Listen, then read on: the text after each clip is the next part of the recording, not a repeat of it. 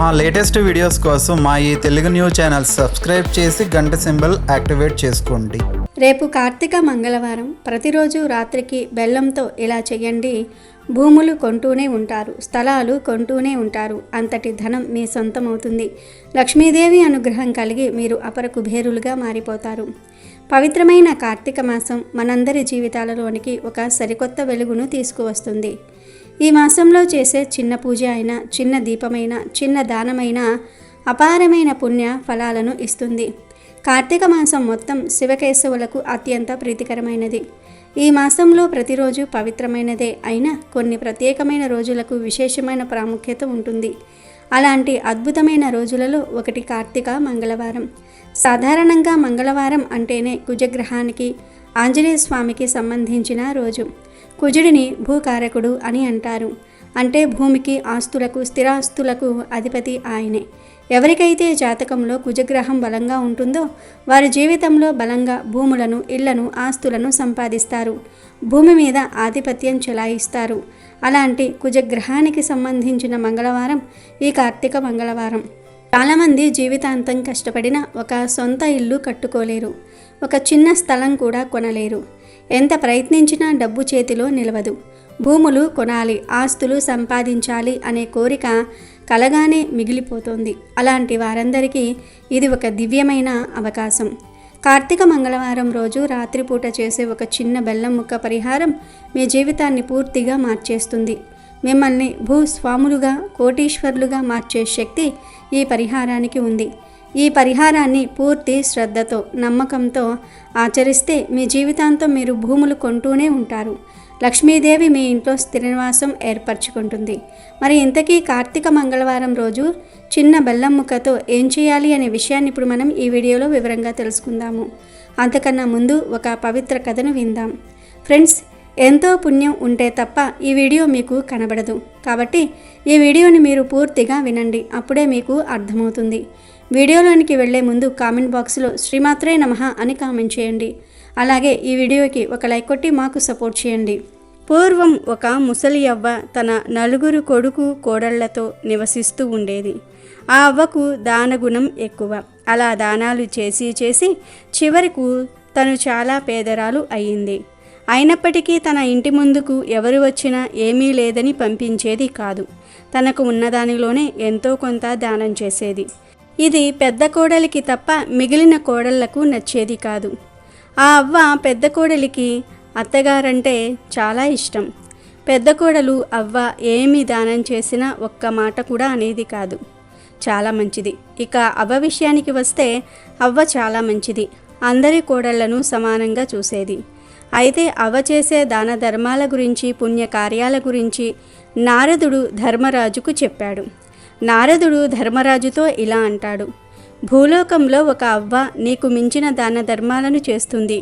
దాని కారణంగా ఆమెకు నీ పదవిని ఇవ్వవలసిన పరిస్థితి రాబోతుంది అని పుల్లవేశాడు నారదుడు. ఆ మాటలు విన్న ధర్మరాజు, ఏంటి, నాకన్నా ఆ అవ్వ ఎక్కువ దానాలు చేసిందా? ఎవరు ఆమె ఎవరో తెలుసుకొని, ఆమె తనకంటే ఏ విషయంలో గొప్పదో తెలుసుకొని రమ్మని ధర్మరాజు యమధర్మరాజును భూలోకానికి పంపించాడు. యమధర్మరాజు సామాన్య మానవ రూపంలో ఒక పేదవాడిగా అవ్వ ఉన్న గ్రామంలో తిరగటం ప్రారంభించాడు. ప్రతి ఇంటి ముందుకు వెళ్ళి తన దగ్గర బట్టలు లేవు, కొన్ని బట్టలు దానం చేయండి అని అడిగాడు. కానీ ఎవ్వరూ కూడా తనకు సహాయం చేయలేదు. అలా అందరి ఇంటికి వెళ్ళి అడుగగా చివరికి అవ్వ ఇంటికి చేరాడు. కానీ పేదవాడి రూపంలో ఉన్న యమధర్మరాజు అవ్వ ఇంటికి చేరేసరికి చాలా చీకటి పడింది. అవ్వ, తన కొడుకు, కోడళ్ళు అందరూ కూడా నిద్రపోతున్నారు. ఆ పేదవాడు అవ్వ ఇంటి ముందు నిలబడి ఇలా అంటాడు: అమ్మ, బయట చాలా చల్లగా ఉంది. కప్పుకోవడానికి వస్త్రం ఏదైనా ఉంటే దానం చెయ్యండి అంటాడు. ఆ మాటలు విన్న అవ్వ తన కోడళ్లను పిలిచి, బయట ఎవరో పిలుస్తూ ఉన్నట్లు ఉన్నారు, ఒకసారి బయట ఎవరైనా ఉన్నారేమో చూసిరండి అంటుంది. దానికి చిన్న కోడలు ఇలా అంటుంది: సమయం 12 అయ్యింది. ఇంత అర్ధరాత్రి వేళ ఎవరైనా వస్తారా? మీకంటే ఎలాగో నిద్ర రాదు కాబట్టి మీరే స్వయంగా వెళ్ళి బయట ఎవరు ఉన్నారో చూడండి. ఎందుకని మా నిద్రను చెడగొడుతూ ఉన్నారు అంది. ఆ మాటలు విని అవ్వ బయటకు వెళ్ళిపోయింది. ఇంతలో పెద్ద కోడలు వచ్చి, ఆగండి అత్తయ్య, నేను వెళ్ళి చూస్తాను అంటుంది. మిగతా కోడళ్ళు గదిలోనికి వెళ్ళిపోతారు. పెద్ద కోడలు బయటకు వెళ్ళి చూస్తుంది. అక్కడ పేదవాడి రూపంలో ఉన్న యమధర్మరాజుతో ఇలా అంటుంది, ఎవరండి మీరు? ఇంత రాత్రివేళ ఇక్కడ ఏం చేస్తున్నారు? మీకు ఏమైనా సహాయం కావాలా అంటుంది. దానికి ఆ పేదవాడు, అమ్మ, నాకు బాగా చలిగా ఉంది, దుప్పటి ఏదైనా ఉంటే దానం చేసి పుణ్యం కట్టుకో తల్లి అంటాడు. అప్పుడు పెద్ద కోడలు, ఒక్క నిమిషం ఇక్కడే ఉండండి అని చెప్పి తన అత్తగారి దగ్గరకు వెళ్ళి అతను చెప్పింది అంతా కూడా చెప్తుంది.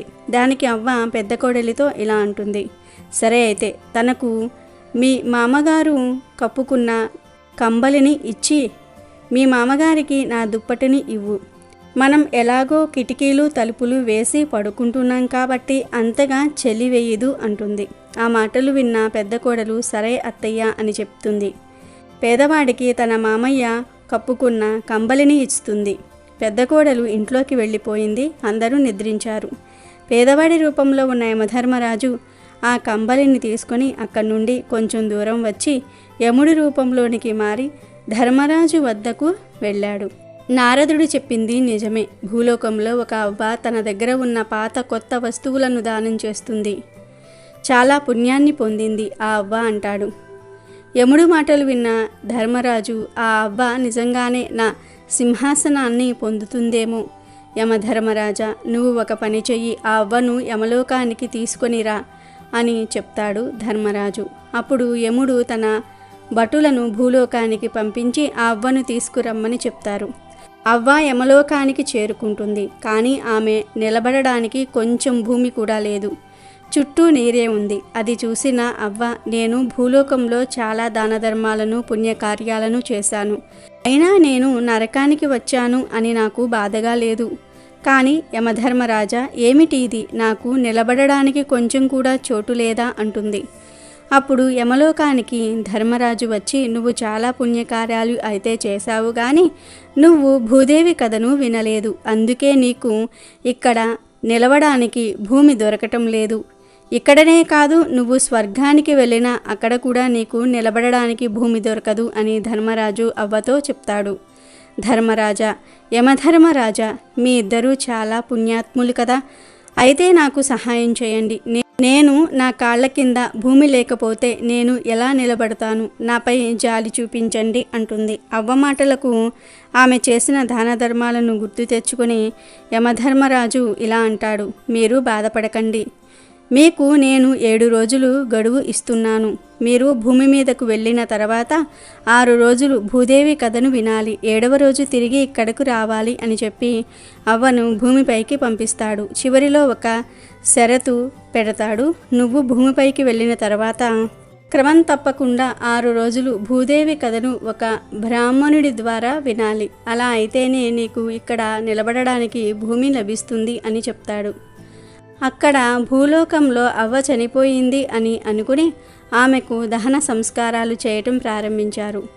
శ్మశానానికి దగ్గరలో ఉందనగా అవ్వ లేచి తన కొడుకులతో, నన్ను ఎక్కడికి తీసుకుని వెళ్తున్నారు?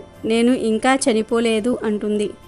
ఆ మాటలు విని 4 కొడుకులు కోడళ్ళు ఆశ్చర్యపోతారు.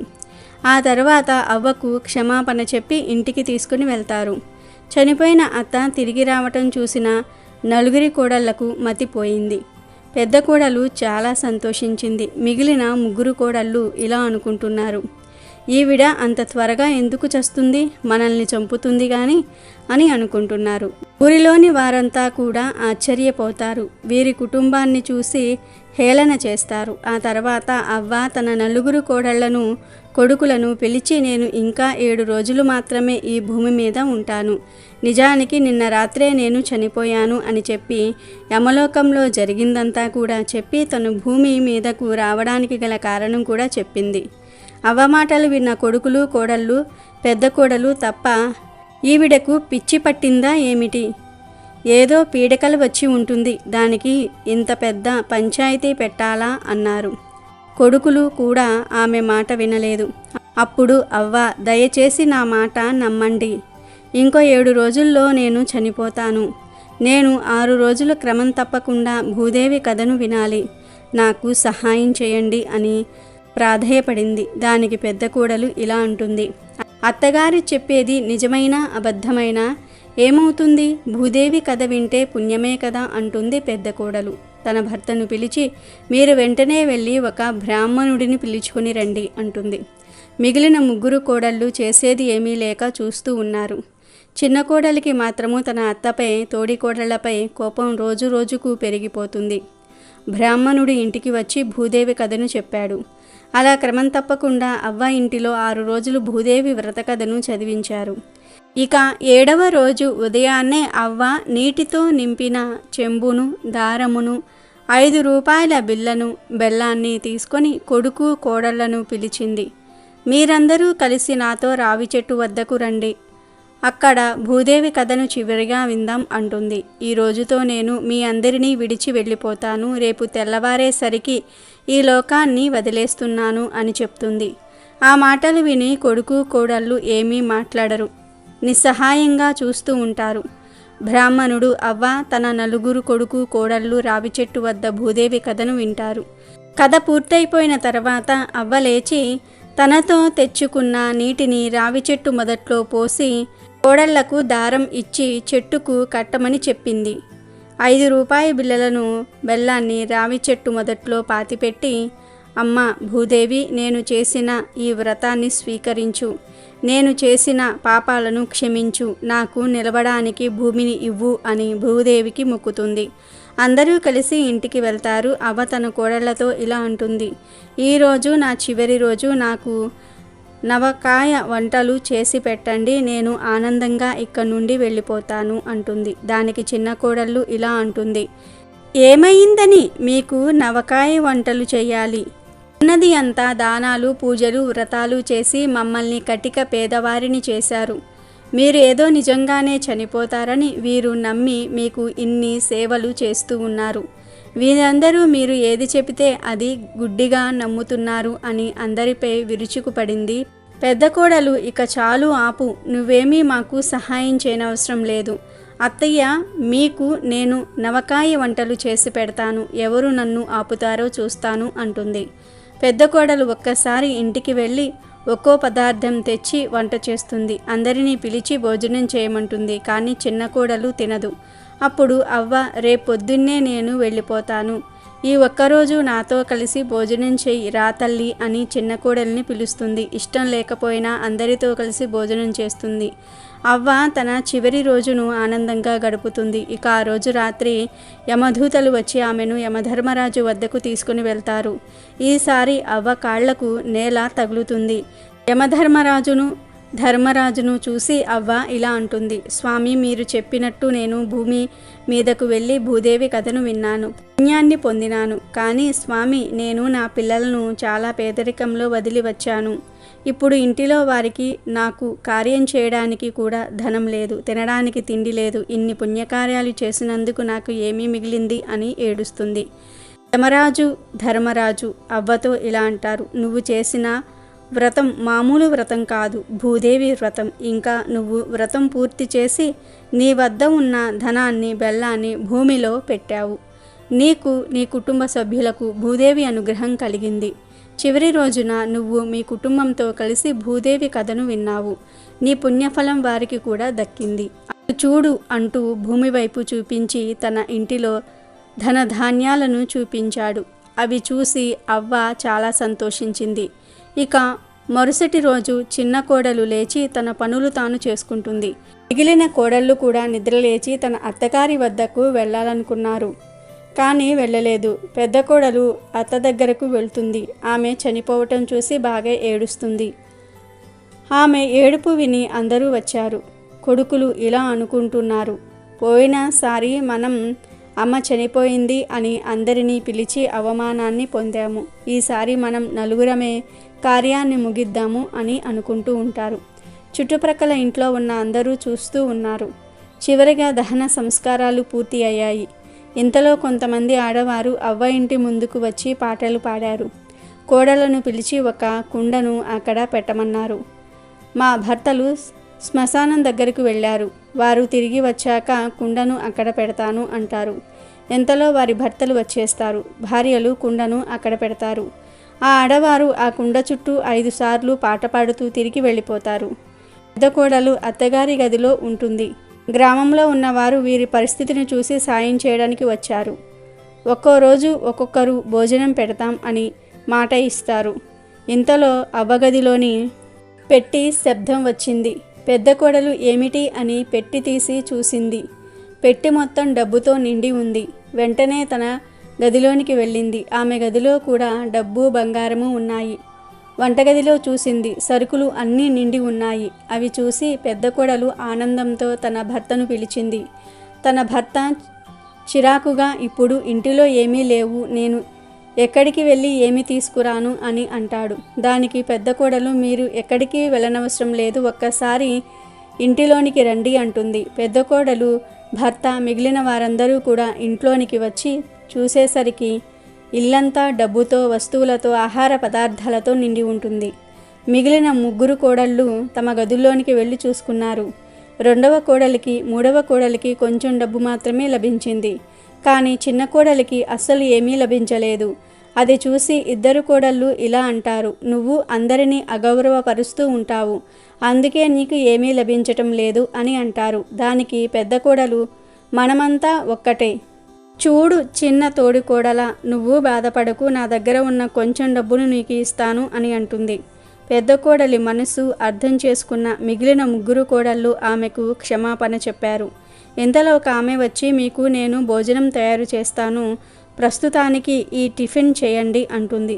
అప్పుడు పెద్ద కొడుకు ఇలా అంటాడు, చూడండి అమ్మా, మా అమ్మ చనిపోయే ముందు మా చేత భూదేవి వ్రతం చేయించింది. దాని కారణంగా మాకు తరగని ఆస్తి వస్తుంది. మీరు మాకు సహాయం చేస్తానన్నందుకు కృతజ్ఞతలు, కానీ మాకు మీ సహాయం ఇంకా అవసరం లేదు అని వినయంగా చెప్పి ఆమెను పంపించి వేస్తాడు. వారికి సిరి సంపదలను ప్రసాదించినందుకు తమ తల్లికి, భూదేవికి కృతజ్ఞతలు చెప్పుకున్నారు. వారందరూ కూడా వారి తల్లిలాగానే ఎన్నో దాన ధర్మాలు, పుణ్యకార్యాలు చేయాలని అనుకున్నారు. ఇదంతా చూసిన అవ్వ చాలా సంతోషించింది. చిన్న కోడలిలో వచ్చిన మార్పును కూడా చూసి ఆనందించింది. ఇంతలో అక్కడకు పుష్పక విమానం వచ్చింది. అవ్వ యమధర్మరాజు వంక, ధర్మరాజు వంక చూసింది. నువ్వు చేసిన పుణ్యకార్యాలకు స్వర్గలోకానికి వెళ్ళే అర్హత పొందావు, ఆనందంగా స్వర్గలోక సుఖాలను అనుభవించు అని అవ్వను స్వర్గలోకానికి పంపించారు. అవ్వ వలన తన కుటుంబానికి భూదేవి వ్రత కథ విలువ తెలిసింది.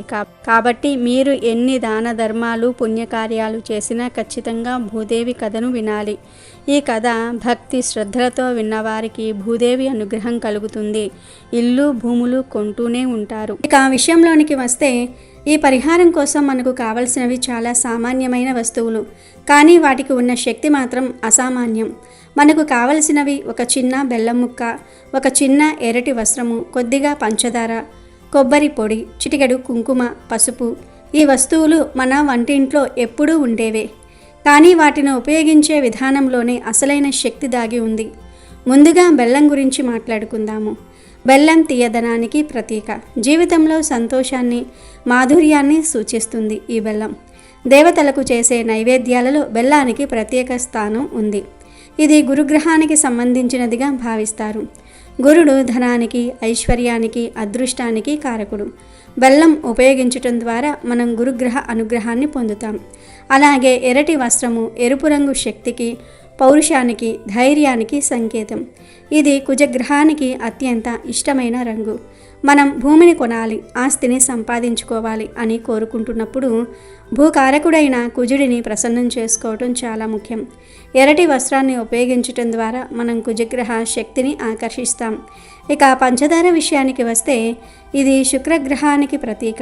శుక్రుడు భోగభాగ్యాలకు, సుఖ సంతోషాలకు, విలాసవంతమైన జీవితానికి అధిపతి. మన జీవితంలోనికి సంపదతో పాటు సుఖం కూడా రావాలి అంటే శుక్రుడి అనుగ్రహం తప్పనిసరి. అందుకే బెల్లంతో పాటు పంచదారను కూడా జోడిస్తాం. ఇక కొబ్బరిని శ్రీఫలం అని అంటారు. అంటే లక్ష్మీదేవికి ఇష్టమైన ఫలం. ఏ పూజ చేసినా, ఏ శుభకార్యం తలపెట్టినా కొబ్బరికాయ లేనిదే పూర్తి కాదు. ఇది మన సంకల్పాన్ని నెరవేర్చే శక్తిని కలిగి ఉంటుంది. పచ్చి కొబ్బరి పొడి అయినా, ఎండు కొబ్బరి పొడి అయినా దేనినైనా ఉపయోగించవచ్చు. రెండిటికి సమానమైన శక్తి ఉంటుంది. చివరిగా కుంకుమ.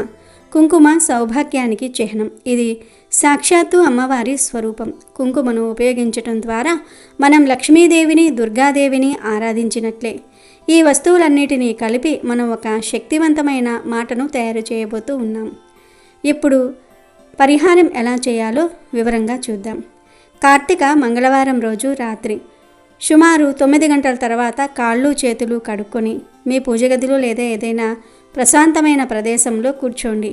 ముందుగా ఒక చిన్న ఎర్రటి వస్త్రాన్ని తీసుకోండి. అది కొత్తది అయితే మరీ మంచిది. ఆ వస్త్రం మధ్యలో మీరు ముందుగా సిద్ధం చేసుకున్న ఒక చిన్న బెల్లం ముక్కను పెట్టండి. ఆ బెల్లం ముక్కను పెడుతున్నప్పుడు మీ జీవితంలోనికి కూడా ఇలాంటి తీయదనం, ఐశ్వర్యం కావాలని మనసులో బలంగా సంకల్పించుకోండి. ఆ తర్వాత ఆ బెల్లం ముక్కపై కొద్దిగా అంటే 1 స్పూన్ అంతా పంచదారను చల్లండి. నా జీవితంలోనికి భోగభాగ్యాలు, సుఖ సంతోషాలు ప్రవహించాలి అని కోరుకోండి. ఆ తర్వాత దానిపై కొద్దిగా కొబ్బరి పొడిని వేయండి. నా ప్రతి కోరిక నెరవేరాలి, నేను తలపెట్టిన ప్రతి పనిలో విజయం సిద్ధించాలి అని ప్రార్థించండి. చివరిగా వీటన్నిటిపై చిటికెడు కుంకుమను కూడా వేయండి. సాక్షాత్తు లక్ష్మీదేవి అనుగ్రహం నాకు ఎల్లప్పుడూ ఉండాలి, నా ఇల్లు సిరి సంపదలతో తులతూగుతూ ఉండాలి అని వేడుకోండి. ఇప్పుడు ఈ వస్తువులన్నీ బయటకు రాకుండా ఆ ఎర్రటి వస్త్రాన్ని ఒక చిన్న మూటలాగా గట్టిగా కట్టండి. ఈ మూటను కడుతున్నప్పుడు మీరు మీ కోరికను, మీ సంకల్పాన్ని ఆ మూటలో బంధిస్తున్నారని భావించండి. ఇప్పుడు అసలైన ఘట్టం మొదలవుతుంది. మూట కట్టిన తర్వాత ఆ మూటను మీ కుడి చేతిలో పట్టుకోండి. కొద్దిగా పసుపు తీసుకొని కొన్ని నీటి చుక్కలు వేసి మెత్తని పేస్ట్ లాగా తయారు చేసుకోండి. మీ ఉంగరం వేలితో ఆ వస్తువు పేస్ట్ను తీసుకొని మీరు కట్టిన మూటపైన స్పష్టంగా మాకు భూములు కొనే యోగం కావాలి లేదా రావాలి అని రాయండి. ఇది చాలా శక్తివంతమైన ప్రక్రియ. పసుపు గురుగ్రహానికి ప్రతీక. పసుపుతో రాయటం అంటే గురుడి సాక్షిగా మీ కోరికను విశ్వాసానికి తెలియజేయటం. భూములు కొనే యోగం కావాలి అని మీరు సూటిగా స్పష్టంగా అడుగుతున్నారు. ఇలా రాసిన తర్వాత ఆ మూటను మీ 2 చేతులతో పట్టుకొని కళ్ళు మూసుకొని ఒక 5 నిమిషాల పాటు ప్రార్థించండి.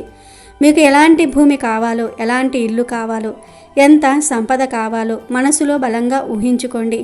మీరు ఇప్పటికే ఒక పెద్ద భూస్వామి అయినట్లు, మీ దగ్గర ఎకరాల కొద్దీ భూములు ఉన్నట్లు, మీరు కోరుకున్నట్లుగానే భూములు కొంటున్నట్లుగా మానసికంగా అనుభూతి చెందండి. మీ సంకల్ప బలం ఎంత బలంగా ఉంటే ఫలితం అంత త్వరగా, అంత అద్భుతంగా ఉంటుంది. ఇలా ప్రార్థన పూర్తయిన తర్వాత ఆ మూటను తీసుకొని వెంటనే ఇంటి నుండి బయటకు వెళ్ళాలి. దీనిని ఎక్కడ పడవేయాలి అనే విషయంలో చాలా జాగ్రత్తగా ఉండాలి. 2 ప్రదేశాలు దీనికి అత్యంత శక్తివంతమైనవి. మొదటిది ఎవ్వరూ తిరగని నిర్మానుష్య ప్రదేశం, అంటే మనుషుల అడుగులు పడని చోటు. ఏదైనా పొలాల గట్టున లేదా ఊరి చివరన ఉన్న ఖాళీ ప్రదేశంలో ఎవరూ తొక్కని చోట ఈ మూటను విసిరివేయాలి.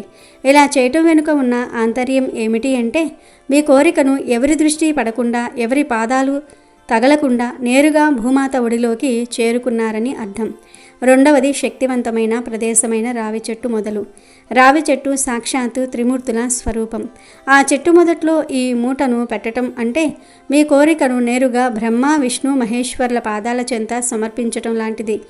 రావి చెట్టుకు ఉన్న దైవిక శక్తి మీ సంకల్పాన్ని 1000 రెట్లు పెంచి దానిని నెరవేరేలాగా చేస్తుంది. ఈ పని చేస్తున్నప్పుడు మిమ్మల్ని ఎవ్వరూ చూడకూడదు, ఎవరితోనూ మాట్లాడకూడదు. మౌనంగా వెళ్ళి ఆ మూటను చెప్పిన ప్రదేశంలో వదిలేసి వెనక్కి తిరిగి చూడకుండా నేరుగా ఇంటికి వచ్చేయాలి. ఇంటికి వచ్చాక కాళ్ళు చేతులు కడుక్కొని మీ పనులు మీరు చేసుకోవచ్చు. ఈ చిన్న పరిహారం చేయటం వల్ల కలిగే ఫలితం మాత్రం అసాధారణంగా ఉంటుంది. మీరు ఎప్పుడైతే పూర్తి నమ్మకంతో ఈ ప్రక్రియను ఆచరిస్తారో అప్పటి నుండి మీ జాతకంలో భూయోగానికి సంబంధించిన అడ్డంకులన్నీ తొలగిపోతాయి. కుజగ్రహం మీకు అనుకూలంగా మారుతుంది. గురు, శుక్ర గ్రహాల అనుగ్రహం కలుగుతుంది. లక్ష్మీదేవి కటాక్షం సిద్ధిస్తుంది. మీరు ఊహించని మార్గాల నుండి మీకు ధనం వచ్చి పడుతుంది. భూములు కొనడానికి, ఆస్తులు సంపాదించడానికి ఉన్న అడ్డంకులన్నీ మంచులా కరిగిపోతాయి. ఒకదాని తర్వాత ఒకటిగా మీరు భూములు కొంటూనే ఉంటారు. మీ ఆస్తి విలువ రోజురోజుకు పెరుగుతూనే ఉంటుంది.